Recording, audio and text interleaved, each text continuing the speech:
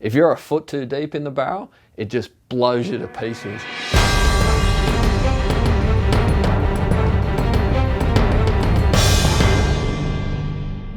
There's so much that scares you down there at the right, like from the size of the waves to, you know, how powerful it is to the sharks that are swimming around below. It's notorious for great white sharks. It's one of the scariest spots I surf anywhere in the world.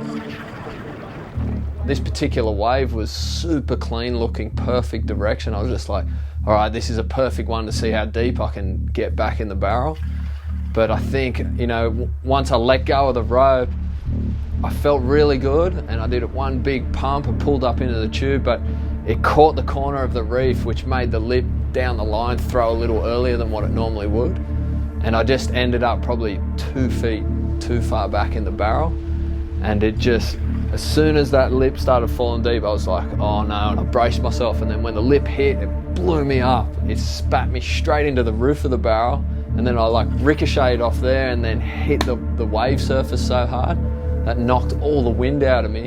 And then what the right does is, once that happens, it pulls you up and just sucks you so deep, because it goes from deep water to shallow water back to deep water, and it just drilled me to the bottom, and I had no oxygen, so I was panicking straight away, like I had to get to the top. We count bad wipeouts at the right about how many strokes it takes you to get to the top.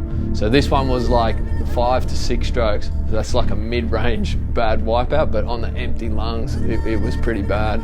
That was pretty terrifying, but you know, I was lucky that you can get sucked so much deeper, and I was lucky there wasn't another big wave behind it, so I made it to the top before I blacked out. Yeah, it's funny with the right, I would have thought by now that I'd be super confident every time I go down there, because I've had bad wipeouts, I've made good waves, and it feels like I've done everything down there. But this particular time I just pushed a little bit too hard, tried to get too deep, and got punished for it.